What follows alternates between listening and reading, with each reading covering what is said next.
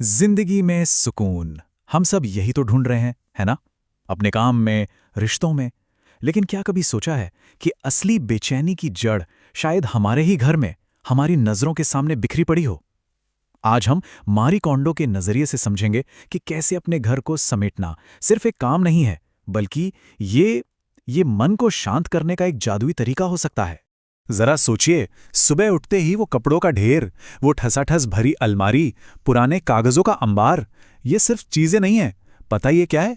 ये एक लगातार चलने वाला शोर है जो हमारी मेंटल एनर्जी को धीरे धीरे रोज बरोज चूसता रहता है।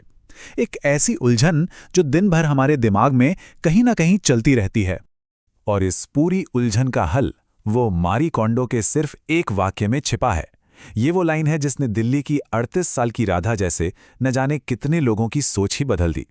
सालों तक घर समेटने की नाकाम कोशिशों के बाद उन्हें समझ आया कि मुद्दा चीजें फेंकने का है ही नहीं, बल्कि मुद्दा ये चुनने का है कि अपनी जिंदगी में किस खुशी को जगह देनी है। तो चलिए, सबसे पहले ये समझते हैं कि ये जो बिखराव है, ये सिर्फ सामान का नहीं है। असल में ये एक इमोशनल और मेंटल बोझ है जिसे हम हर रोज अपने कंधों पर लेकर घूमते हैं। हम में से कई लोग ना गिल्ट में जीते हैं। कोई चीज इसलिए रख ली क्योंकि वो किसी ने तोहफे में दी थी। जयपुर की संगीता जी का घर ऐसी ही साड़ियों और पुराने तोहफों से भरा हुआ था, जिन्हें वो सालों से इस्तेमाल भी नहीं कर रही थी।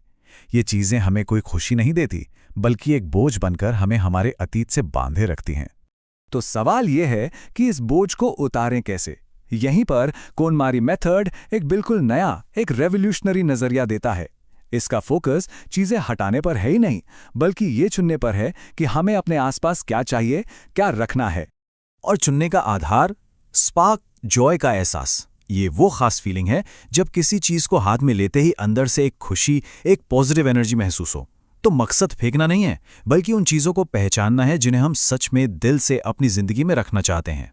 देखिए, ये सिर्फ एक क्लीनिंग एक्सरसाइज नहीं है, ये तो अपने सामान के साथ एक इमोशनल कनेक्शन बनाने का सफर है। गाजियाबाद की मीरा ने जब अपने हर एक कपड़े को हाथ में लेकर खुद से पूछा, क्या इससे मुझे सच में खुशी मिलती है, तो उन्हें एहसास हुआ कि उनकी अलमारी में ज्यादातर चीजें तो बस मजबूरी या आदत की वजह से पड़ी हुई थीं। अब इस तरीके को जो चीज सबसे अलग और असरदार बनाती है, वो हैं इसके दो बहुत ही सिंपल से नियम। पहला, एक ही बार में सब कुछ समेटना। और दूसरा, कैटेगरी के हिसाब से समेटना, जगह के हिसाब से नहीं। हमारी आदत क्या होती है? रोज थोड़ा थोड़ा करने की, जो एक कभी ना खत्म होने वाला काम बन जाता है ना। लेकिन कोनमारी मेथड कहता है कि इसे एक स्पेशल इवेंट की तरह करो, एक टाइडिंग फेस्टिवल की तरह। लुधियाना के प्रतीक ने जब एक पूरा वीकेंड इस काम को दिया ना, तो सिर्फ उनका घर नहीं बदला, उनकी सोच हमेशा के लिए बदल गई। और दूसरा जबरदस्त नियम, कमरे के हिसाब से नहीं, कैटेगरी के हिसाब से सफाई करें। इसका मतलब है घर के सारे कपड़े, चाहे वो अलमारी में हो, सूटकेस में हो, कहीं भी हो, सबको एक जगह इकट्ठा करें। पता है, जब कोलकाता की दीपाली ने ऐसा किया तो उनके सामने 74 कुर्तियों का ढेर था। असल में हमारे पास कितना सामान है, यह हमें तभी पता चलता है। तो अब सवाल यह है कि शुरुआत कहां से की जाए? इसका भी एक बहुत खास क्रम है जो धीरे धीरे हमारी डिसीजन मेकिंग मसल को, यानी फैसला लेने की क्षमता को स्ट्रांग बनाता है। तो ये क्रम है, सबसे पहले कपड़े, फिर किताबें, फिर कागज। उसके बाद आता है कोमोनो, यानी घर का बाकी सारा छोटा मोटा सामान। और सबसे आखिर में आती हैं सेंटिमेंटल चीजें, यानी यादों से जुड़ी चीजें।